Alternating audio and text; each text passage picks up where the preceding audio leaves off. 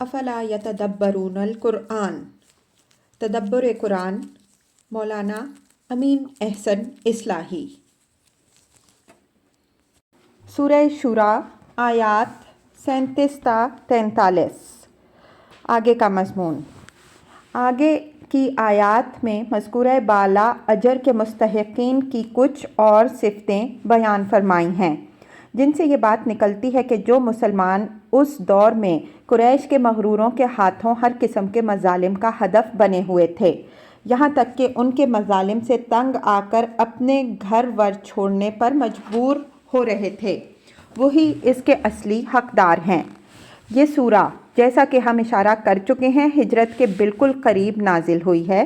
اس وجہ سے ان صفات کے بیان کا انداز کچھ اس طرح کا ہے جس میں مسلمانوں کے لیے فتح باب کی بشارت ہے، اور آگے کے مراحل میں ان کے فرائض اور ان کی ذمہ داریوں سے متعلق بعض ضروری ہدایات بھی۔ گویا ہجرت سے پہلے ہی ان کو یہ بتا دیا گیا کہ اب تک وہ منتشر افراد کی صورت میں تھے، لیکن اب اللہ تعالیٰ ان کو ایک ہیئت اجتماعی اور سیاسی میں منظم کرنے کی شکل پیدا کر رہا ہے۔ اب تک وہ مظلوم تھے، لیکن اب وقت آ رہا ہے کہ وہ اپنی مدافعت کی قوت بھی حاصل کریں گے اور اس کے لیے اللہ کی طرف سے مجاز بھی ہوں گے۔ ان پیش آنے والے حالات میں ان کو کیا رویہ اختیار کرنا چاہیے، اس طرف ان آیتوں میں رہنمائی فرمائی گئی ہے، لیکن اس رہنمائی کا انداز امر و حکم کا نہیں بلکہ ایمان اور توکل کے لازمی مقتضیات کے بیان کا ہے۔ اس روشنی میں آیات کی تلاوت فرمائیے۔ اعوذ باللہ من الشیطان الرجیم، بسم اللہ الرحمن الرحیم۔ والذین یجتنبون کبائر الاثم والفواحش واذا ما غضبوا هم یغفرون۔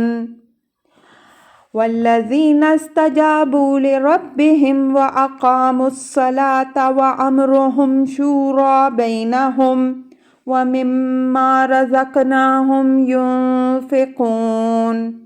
والذین اذا اصابهم البغی هم ينتصرون۔ وجزاء سیئة سیئة مثلها فمن عفا وأصلح فأجره على الله إنه لا يحب الظالمين۔ وَلِمَنْ انتصر بعد ظلمه فأولئك ما عليهم من سبيل إنما السبيل على الذين يظلمون الناس ويبغون في الأرض بغير الحق أولئك لهم عذاب أليم۔ وَلِمَنْ صَبَرَ وَغَفَرَ إِنَّ ذَلِكَ لَمِنْ عَزْمِ الْأُمُورِ۔ ترجمہ۔ اور وہ بچتے ہیں بڑے گناہوں سے اور کھلی ہوئی بے حیائیوں سے، اور جب غصہ ہوتے ہیں تو وہ معاف کر دیتے ہیں، اور وہ جنہوں نے اپنے رب کی دعوت پر لبیک کہی اور نماز کا اہتمام کیا، اور ان کا نظام شورا پر ہے، اور جو کچھ ہم نے ان کو رزق بخشا ہے اس میں سے خرچ کرتے ہیں، اور وہ جو انتقام لیتے ہیں اس وقت جب ان پر تعدی ہوتی ہے، اور کسی برائی کا بدلہ اس کے برابر کے عمل سے ہے، پس جس نے درگزر کی اور اصلاح کی تو اس کا اجر اللہ کے ذمے ہے، اللہ ظالموں کو پسند نہیں کرتا۔ اور جنہوں نے اپنے اوپر ظلم ہونے کے بعد بدلہ لیا تو ان کے اوپر کوئی الزام نہیں ہے، الزام ان پر ہے جو لوگوں پر ظلم اور زمین میں بغیر کسی حق کے سرکشی کرتے ہیں، یہی لوگ ہیں جن کے لیے دردناک عذاب ہے۔ اور جس نے صبر کیا اور معاف کیا تو بے شک یہ عزیمت کے اوصاف میں سے ہے۔ الفاظ کی تحقیق اور آیات کی وضاحت۔ والذین یجتنبون کبائر الاثم والفواحش واذا ما غضبوا هم یغفرون۔ یعنی ان لوگوں کی طرح نہیں ہیں جو خدا کی نعمتیں پا کر ظلم، بے حیائی اور بغی و طغیان میں مبتلا ہو گئے ہیں، بلکہ وہ حق تلفی، بے حیائی اور غصہ و انتقام کی قسم کے تمام بڑے جرائم سے اجتناب کرنے والے ہیں۔ اس اسلوب بیان میں مخالف گروہ پر جو تعریض ہے وہ وضاحت کی محتاج نہیں ہے، اور غور کیجئے تو معلوم ہوگا کہ یہاں تمام برائیوں کو 3 عنوانوں کے تحت سمیٹ دیا گیا ہے: اسم، فحشاء اور غضب۔ اسم سے مراد وہ برائیاں ہیں جو حق تلفی، ناانصافی اور ظلم کی نوعیت کی ہوں۔ فحشاء سے مراد وہ برائیاں ہیں جو شہوات اور خواہشات نفس کی راہ سے ابھری ہیں۔ غضب عنایت، خود سری اور استکبار سے وجود میں آتا ہے اور طغیان و فساد اور بغی و جبر کو جنم دیتا ہے۔ یہاں ان برائیوں کے صرف کبائر سے بچتے رہنے کا ذکر ہے۔ اس کی 2 وجہیں ہیں۔ ایک یہ کہ انسان خیر و شر کے 2 متضاد داعیات کی کشمکش کے اندر امتحان میں ڈالا گیا ہے۔ اس وجہ سے اللہ تعالیٰ کا مطالبہ اس سے یہ نہیں ہے کہ وہ بالکل معصوم ہو کر زندگی گزارے۔ اگر یہ بوجھ اس پر ڈالا جاتا تو یہ اس کے لیے ناقابل برداشت ہو جاتا۔ اس وجہ سے اللہ تعالیٰ نے صرف یہ چاہا ہے کہ وہ بڑے گناہوں سے بچنے کی پوری کوشش کرے۔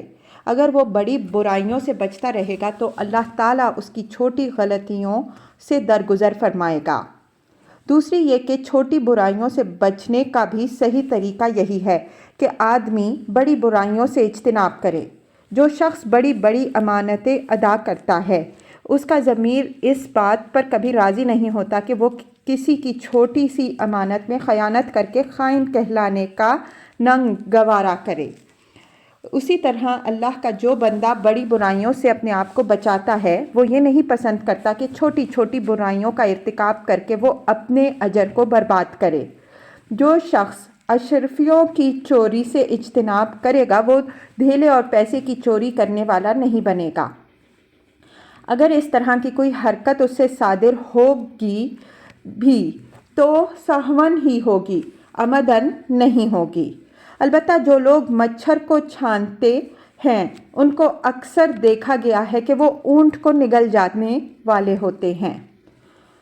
وَإِذَا مَا غَضِبُوا هُمْ يَغْفِرُونَ کے اسلوب بیان سے یہ بات نکلتی ہے کہ جہاں تک غصہ کے آنے کا تعلق ہے وہ تو ان کو آتا ہے، اس لیے کہ غصہ انسان کی حمیت، غیرت، عزت نفس کا ایک فطری تقاضا ہے، لیکن یہ نہیں ہوتا کہ وہ اس غصے سے بے قابو ہو کر اپنی عقل سے دستبردار اور خدا کے حدود سے متجاوز ہو جائیں، بلکہ وہ اپنے آپ کو کنٹرول میں رکھتے ہیں اور ان لوگوں کو معاف کر دیا کرتے ہیں جن کی حرکتیں اگرچہ غصہ دلانے والی ہوتی ہیں لیکن مختلف وجوہ سے وہ مستحق ہوتے ہیں کہ ان سے درگزر کی جائے۔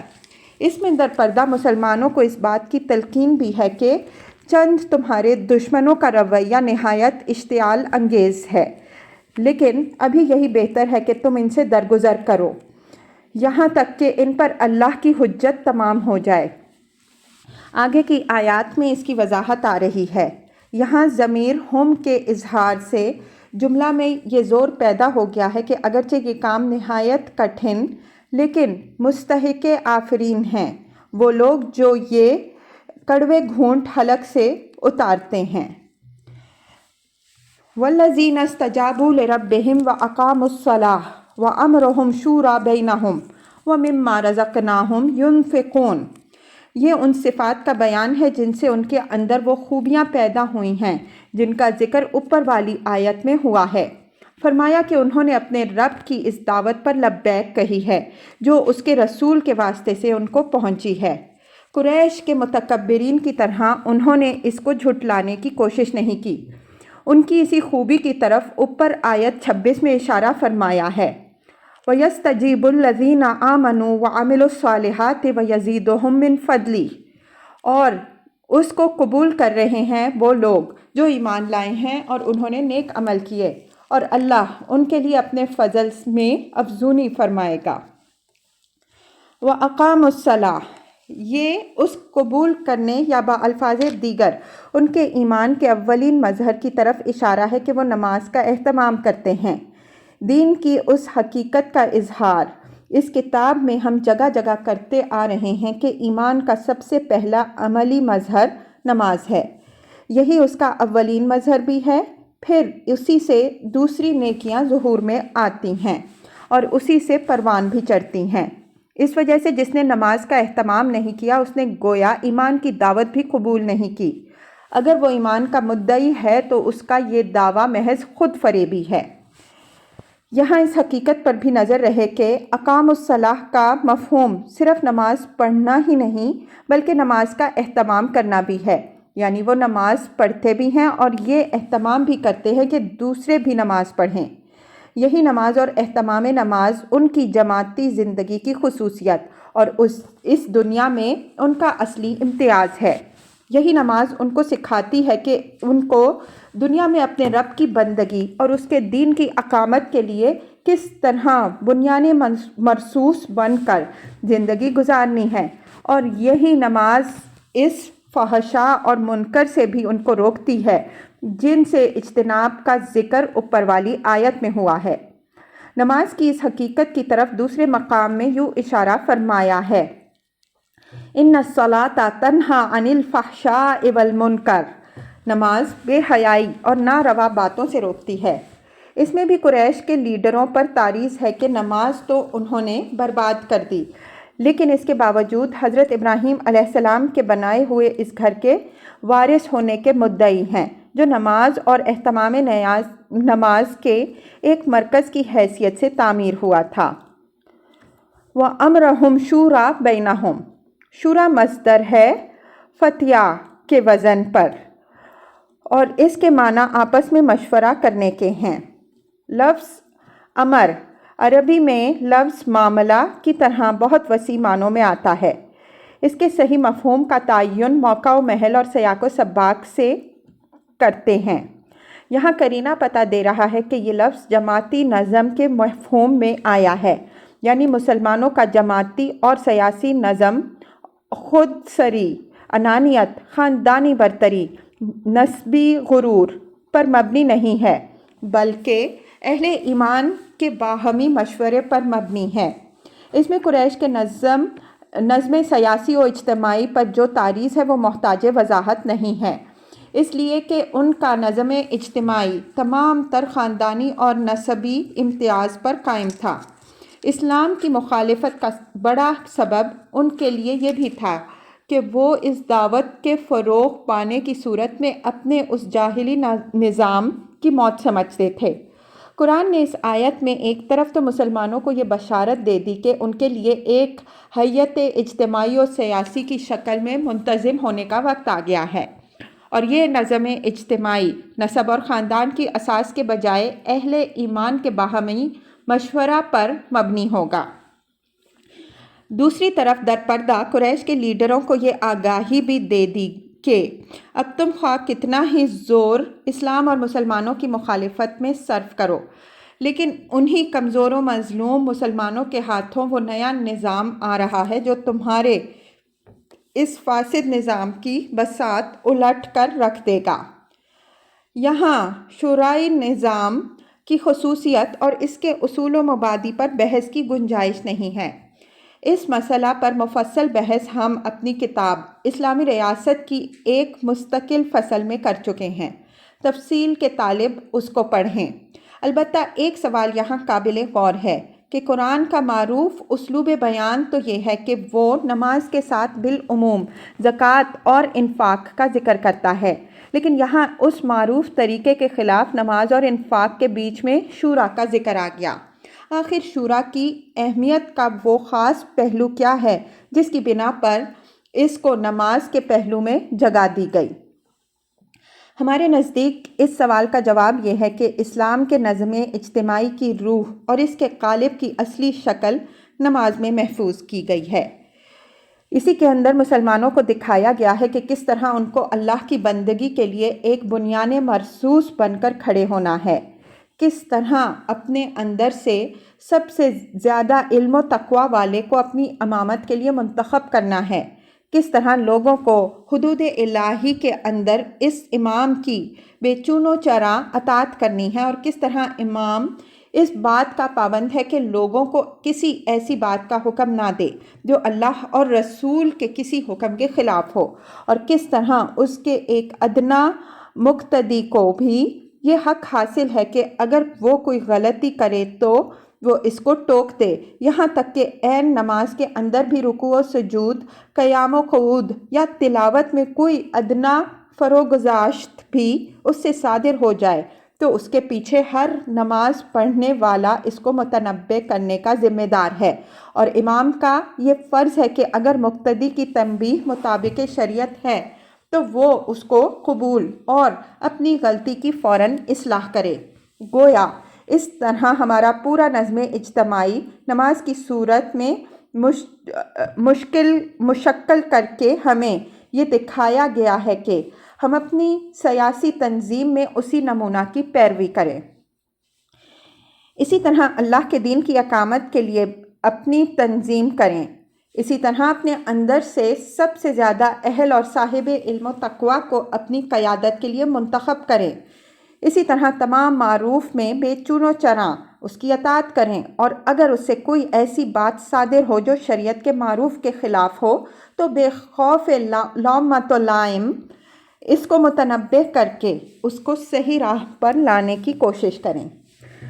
نماز اور ہمارے سیاسی نظام کا یہ تعلق ہے جس کے سبب سے قرآن نے ٹھیک اس وقت جب مسلمان ایک ہیئت اجتماعی کی شکل اختیار کرنے والے تھے، ان کی رہنمائی شورا کی طرف فرمائی، اور اس شورا کا ذکر نماز کے پہلو بہ پہلو کر کے ایک طرف تو اس کی عظمت نمایاں فرمائی کہ دین میں اس کا کیا درجہ و مرتبہ ہے، اور دوسری طرف اس کی تشکیل کی نوعیت بھی واضح فرما دی کہ اس میں امیر و مامور کے حقوق و فرائض کی صورت کیا ہوگی، کس طرح کے لوگ اس کی رکنیت کے لیے موضوع ہوں گے، جماعت اور خلق خدا سے متعلق ان پر کیا ذمہ داریاں عائد ہوں گی، اور ان کی اصلی مسئولیت کس کے آگے ہوگی۔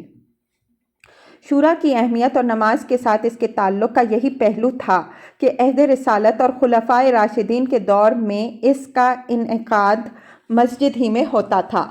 خلیفہ ثانی حضرت عمر فاروق رضی اللہ عنہ کے متعلق تو سیرت کی کتابوں میں یہ روایت ملتی ہے کہ وہ شورا کے انعقاد کا اعلان الصلاۃ الجامعہ کے الفاظ سے کراتے تھے، یعنی اہل شورا نماز کے لیے جمع ہوں۔ جب اہل شورا مسجد میں جمع ہو جاتے تو وہ 2 رکعت نماز ادا کرتے۔ ظاہر ہے کہ جب وہ نماز پڑھتے تھے تو دوسرے اہل شورا بھی ان کی اقتداء میں نماز پڑھتے رہے ہوں گے۔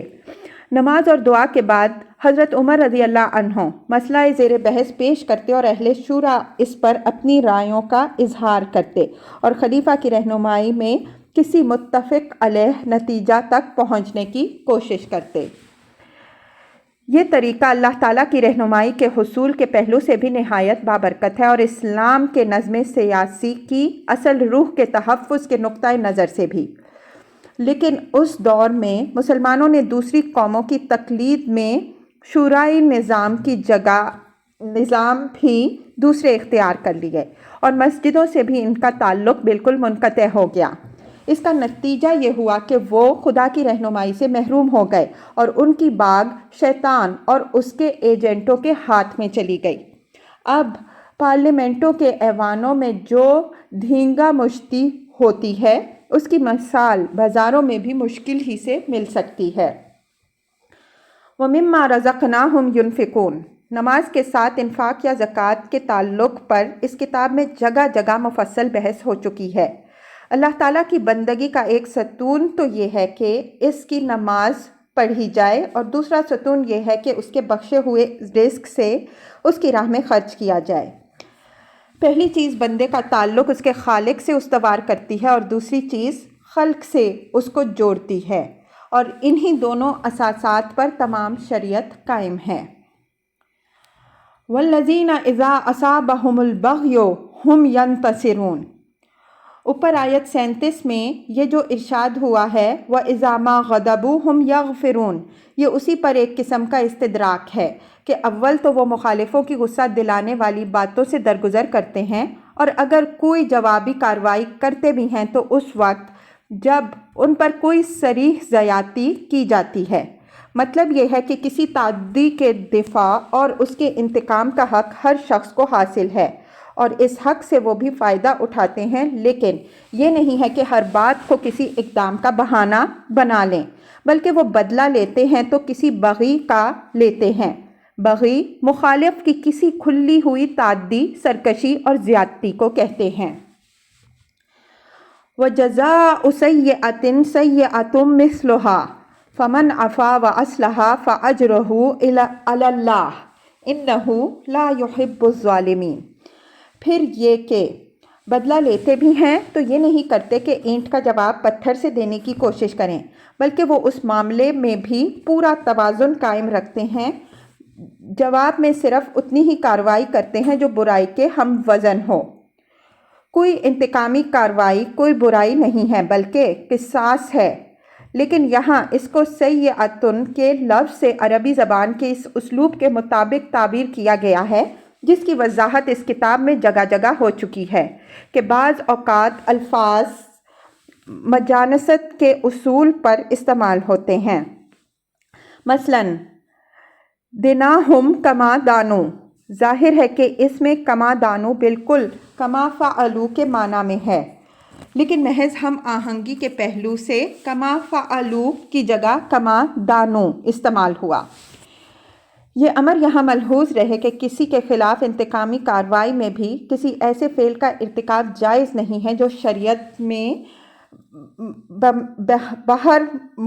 بہر شکل ممنوع ہے۔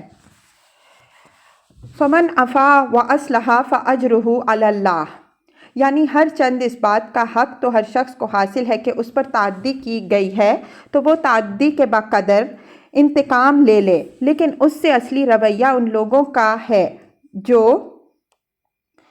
درگزر کریں اور معاملہ کو اصلاح کی راہ سے طے کرنے کی کوشش کریں۔ اصلاح کی راہ اختیار کرنے میں اگرچہ جذبات کی قربانی کرنی پڑتی ہے، لیکن اس کا اجر بہت بڑا ہے جس کا ذمہ اللہ تعالیٰ نے لیا ہے۔ اس سے معلوم ہوا کہ عام انفرادی واقعات میں زیادہ پسند اللہ تعالیٰ کو اصلاحی کا طریقہ ہے، خواہ دونوں فریق خود باہم دگر اصلاح و تلافی کی کوشش کریں یا دوسروں کو اس کا ذریعہ بنائیں یا دوسرے از خود بیچ میں پڑ کر مصالحت کرا دیں۔ اِنَّهُ لَا يُحِبُّ الظَّالِمِينَ، یہ ایک جامع تنبیہ ہے کہ اللہ تعالیٰ ظلم کرنے والوں کو پسند نہیں کرتا، یعنی اگر کوئی شخص کسی پر تعدی کرے تو وہ بھی اللہ کے نزدیک مبغوض، اور اگر کوئی کسی کی تعدی کا جواب اس سے بڑھ کر تعدی سے دینے کی کوشش کرے تو وہ بھی مبغوض۔ پسندیدہ روش اللہ کے نزدیک یہ ہے کہ تعدی کی اصلاح کی کوشش کی جائے، اور اگر یہ نہیں تو بقدر تعدی اس کا انتقام لے لیا جائے۔ وَلِمَنْ انتَصَرَ بَعْدَ ظُلْمِهِ فَأُولَٰئِكَ مَا عَلَيْهِم مِّن سَبِيلٍ إِنَّمَا السَّبِيلُ عَلَى الَّذِينَ يَظْلِمُونَ النَّاسَ وَيَبْغُونَ فِي الْأَرْضِ بِغَيْرِ الْحَقِّ أُولَٰئِكَ لَهُمْ عَذَابٌ أَلِيمٌ۔ بعد ظلمہ میں مصدر اپنے مفعول کی طرف مضاف ہے، جس طرح سورہ روم کی آیت وَهُم مِّن بَعْدِ غَلَبِهِمْ سَيَغْلِبُونَ آیت 3 میں ہے۔ یہ ان لوگوں کے شبہ کا جواب ہے جو دینداری کا ایک تقاضا یہ بھی سمجھتے ہیں کہ آدمی دوسروں کے ہاتھوں پٹتا رہے اور ان سے کوئی انتقام نہ لے۔ اگر کوئی انتقام لے تو یہ چیز دینداری کے خلاف سمجھی جاتی ہے اور اس کو بھی برابر کا مجرم سمجھ لیا جاتا ہے۔ فرمایا کہ اس طرح کے معاملات میں الزام ان لوگوں پر نہیں ہے جنہوں نے اپنے اوپر ظلم کیے جانے کے بعد انتقام لیا، بلکہ الزام ان لوگوں پر ہے جو دوسروں پر ظلم کرتے ہیں اور بلا کسی استحقاق کے خدا کی زمین میں سرکشی اور طغیان کا مظاہرہ کر رہے ہیں۔ بغیر الحق یعنی زمین کا خالق اور مالک تو خدا ہے، ان کا کوئی دخل نہ اس کی تخلیق میں ہے نہ تدبیر میں، لیکن ان کا مطالبہ یہ ہے کہ کوئی ان کے آگے سر اٹھا کے نہ چلے۔ فرمایا کہ اصل مجرم یہ لوگ ہیں اور ان کے لیے دردناک عذاب ہے۔ اگر ان کے جواب میں مظلوموں کو بھی کوئی اقدام کرنا پڑے تو اس کی مسئولیت ان مظلوموں پر نہیں بلکہ ان ظالموں ہی پر ہے جنہوں نے اس کی طرح ڈالی۔ سورہ مائدہ کی آیت انی ارید ان تبوء باسمی و اسمک آیت 29 کے تحت ہم جو کچھ لکھ آئے ہیں اس پر ایک نظر ڈال لیجئے۔ وَلِمَنْ صَبَرَ وَغَفَرَ إِنَّ ذَلِكَ لَمِنْ عَزْمِ الْأُمُورِ۔ یہ آیت یہاں خلاصہ بحث کی حیثیت رکھتی ہے اور اس سے کئی باتیں واضح ہوئیں۔ ایک یہ کہ اگرچہ تعدی کے بقدر انتقام کا حق ہر شخص کو حاصل ہے، لیکن اللہ تعالیٰ کے نزدیک اولا یہی ہے کہ لوگ صبر اور درگزر سے کام لیں۔ دوسری یہ کہ یہ درگزر صرف وہی لوگ کر سکیں گے جن کے اندر صبر کی خصلت ہوگی۔ جن کے اندر یہ صفت نہیں ہے وہ یہ بازی نہیں کھیل سکیں گے۔ اس وجہ سے لوگوں کو اپنے اندر صبر کی صفت راسخ کرنی چاہیے۔ تیسری یہ کہ یہ کردار عزیمت کا کردار ہے۔ جو لوگ یہ کردار اپنے اندر پیدا کر لیں گے وہ ارباب عزیمت میں سے ہیں۔ یہ امر یہاں واضح رہے کہ ان باتوں کی طرف مسلمانوں کی رہنمائی ان حالات کے مقابلے کے لیے کی گئی ہے جن سے وہ قریش کے ہاتھوں قرب ہجرت کے زمانے میں دوچار تھے۔ اس وقت تک مسلمان نہ تو ایک منظم سیاسی طاقت بنے تھے اور نہ ابھی قریش پر دین کی حجت ہی پوری طرح تمام ہوئی تھی۔ ہجرت کے بعد جب مسلمان ایک منظم طاقت بن گئے اور قریش پر حجت تمام ہو گئی تو مسلمانوں کو من حیث الجماعت اللہ تعالیٰ کی طرف سے یہ ہدایت ہوئی کہ اب مسلمان ان سے کلیتاً اپنے تمام روابط منقطع کر لیں اور اس وقت تک ان سے جنگ جاری رکھیں جب تک یہ اسلام کے آگے سپر نہ ڈال دیں۔